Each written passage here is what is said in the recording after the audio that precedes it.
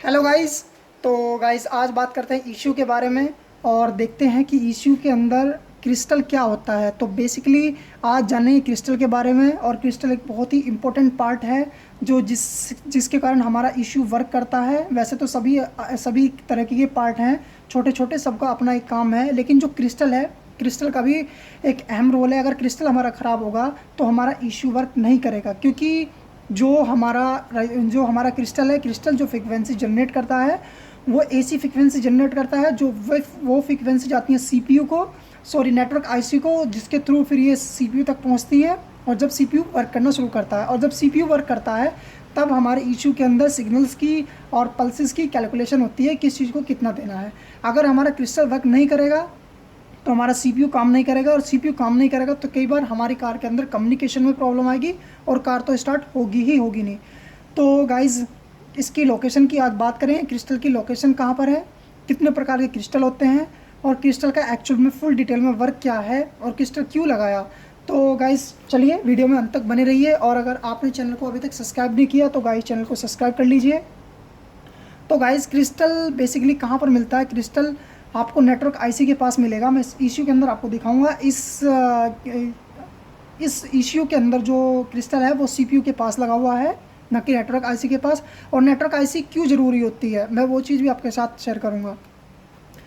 तो guys crystal basically दो प्रकार के होते हैं। एक आरटीसी क्रिस्टल होता है जो कि राइट टाइम के लिए होता है, जो कि शायद हमारे लैपटॉप के अंदर और मोबाइल्स के अंदर भी वो आरटीसी क्रिस्टल पाए जाते हैं, क्योंकि बैटरी निकल जाने के बाद फिर हम जब दोबारा से बैटरी लगाते हैं तो वो टाइम एक्चुअल दिखाता है। तो वो आरटीसी क्रिस्टल ही होता है जो कि उस टाइम को एक्चुअल बना के रखता है, क्योंकि वो टाइम को अपडेट करता रहता है। वो जिस अकॉर्डिंग भी टाइम चल रहा होगा तो उसको अपडेट करता रहता है। वो आरटीसी क्रिस्टल का काम होता है। लेकिन हमारे जो इशू को वर्क करने के लिए चाहिए होता है, जो माइक्रो प्रोसेसर को फ्रिक्वेंसी चाहिए होती है, वो एसी फ्रिक्वेंसी होती है, और एक एसी फ्रिक्वेंसी जनरेट करता है क्रिस्टल। तो अब क्रिस्टल क्या है और कैसे ये काम करता है। तो गाइस क्रिस्टल एक रेडियो फ्रिक्वेंसी जनरेट करता है।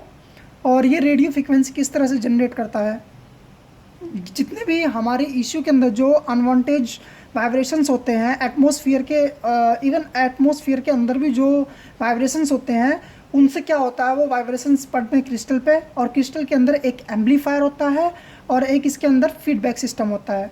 तो ये जो क्रिस्टल होता है, क्रिस्टल को कहीं से भी इनपुट नहीं दिया जाता, ये अपने अंदर ही फ्रिक्वेंसी जनरेट करता है और सीपीयू को एसी फ्रिक्वेंसी जनरेट करता है, सीपीयू को एसी फ्रिक्वेंसी भेजता है। और गाइस इसकी फ्रिक्वेंसी बहुत हाई होती है, तो ये मेगाहर्ट्ज़ में इसकी फ्रिक्वेंसी चलती है। फॉर इश्यू के लिए इसका जो फ्रिक्वेंसी है वो मेगाहर्ट्ज़ में होता है, और जो ये आरटीसी क्रिस्टल होता है वो किलोहर्ट्ज़ में होता है। तो क्योंकि इश्यू को वर्क करने के लिए बहुत हाई फ्रिक्वेंसी की ज़रूरत होती है सीपीयू को काम करने के लिए, तो इसलिए इसमें हाई फ्रिक्वेंसी के क्रिस्टल लगाया जाता है। तो गाइज़ नेटवर्क आईसी इसलिए लगाई जाती है, कई बार जब कंपनी किसी चीज़ को मैन्युफैक्चर करती है, मैन्युफैक्चर करने के बाद में कुछ चीज़ों को कंपनी को बाद में अपडेट करना पड़ता है, तो वो ऑनलाइन अपडेटिंग होती है, तो वो उस नेटवर्क आईसी के थ्रू होती है। दूसरा काम नेटवर्क आईसी का ये होता है, जो भी हमारा क्रिस्टल फ्रिक्वेंसी जनरेट करता है उस फ्रिक्वेंसी को डिवाइड करती है। ये डिवाइड करने के बाद में, लाइक अगर हमारे पास 26 मेगाहर्ट्ज़ का हमारा क्रिस्टल है तो उसको ये जस्ट हाफ कर देगी, उसको 30 मेगाहर्ट्ज़ का कर देगी, 13 मेगाहर्ट्ज़ का, जो हमारे सीपीयू को वो फ्रिक्वेंसी चली जाएगी और सीपीयू की वर्किंग अच्छी हो जाएगी। या सीपीयू वर्क ही तब करेगा जब इसको रेडियो फ्रिक्वेंसी मिलेगी। और गाइस ये क्रिस्टल जो एक्चुअल जो क्रिस्टल है, क्रिस्टल वो इसलिए लगा जाता है कि बिना किसी वायर के अपनी बात दूसरे तक पहुँचाना। लाइक जैसे आपने देखा होगा कि हमारे पास जो हमारी कार का जो की रिमोट होता है, की रिमोट के अंदर भी आपको क्रिस्टल मिलता है। आप गौर से देखोगे, कभी रिमोट को खोलोगे तो मैं दिखाऊंगा कि क्रिस्टल किस तरह का होता है रिमोट में।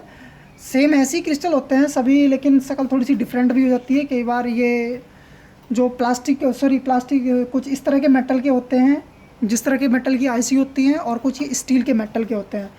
तो मैं आपको दिखाऊँगा कि किस तरह का वो मेटल का क्रिस्टल है। तो गाइज़ जो एक दूसरे से जैसे हम लोग अनलॉक करते हैं, तो हमारा जो सिग्नल जाता है वो क्रिस्टल के थ्रू ही हमारा सिग्नल जाता है, जो हमारी फ्रिक्वेंसी जनरेट होती है। जो बीसीएम तक हमारा सिग्नल पहुंचता है वो उसी क्रिस्टल के थ्रू पहुंचता है, यानी कि बिना वायर के। हम लो फ्रिक्वेंसी में सिग्नल भेजते हैं, ये फ्रिक्वेंसी को हाई करता है और हमारे सर्किट तक पहुंचा देता है, जहाँ भी जो भी हमारा सर्किट है। अब होता क्या है गाइज कि जो हमारा, तो जो भी हमारी लो फ्रिक्वेंसी होगी, ये लो फ्रिक्वेंसी को हाई फ्रिक्वेंसी में जनरेट करता है। और गाइज मैं आपको दिखाना चाहूँगा कि मेरे पास ये एक कार का रिमोट है, और ये आप देख सकते हैं इसमें।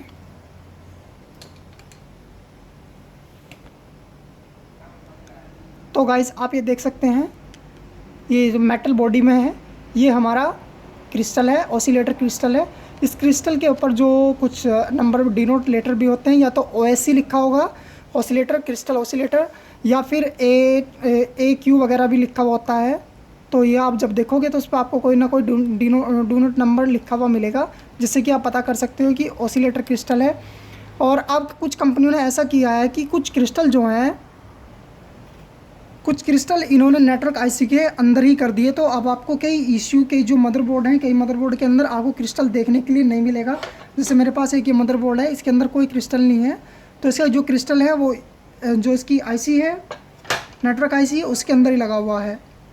तो गाइज़ आज हमने बात की क्रिस्टल की। आई होप आपको क्रिस्टल के बारे में कुछ पता चला होगा, कुछ नॉलेज मिली होगी। लेकिन गाइज़ जो नेक्स्ट वीडियो बनेगी, नेक्स्ट वीडियो में मैं कंपोनेंट को चेक करने की आपको वीडियो बनाऊंगा कि कंपोनेंट को कैसे चेक करते हैं इश्यू के। और एक वीडियो बनाऊंगा, बहुत सारे कमेंट है कि या चेक इंजन नहीं आता हमारी कार के अंदर, जो माल फंक्शन लाइट है वो नहीं आती, या फिर हमारा कम्युनिकेशन इश्यू के साथ नहीं होता, तो तब क्या प्रॉब्लम हो सकती है इशू के। तो मैं उसके बारे में वीडियो बनाऊँगा, जैसे जैसे टाइम मिलता जाएगा मैं वैसे वैसे वीडियो अपलोड करता जाऊँगा। तो ओके, थैंक यू गाइज़, मिलते हैं नेक्स्ट टॉपिक में, नेक्स्ट वीडियो में। आई होप आपको पता चला होगा। अगर गाइज़ कोई बात समझ ना आई हो तो आप कमेंट करके मुझसे पूछ सकते हैं, मैं बिल्कुल उसका जवाब दूंगा। तो ओके, थैंक यू गाइज़।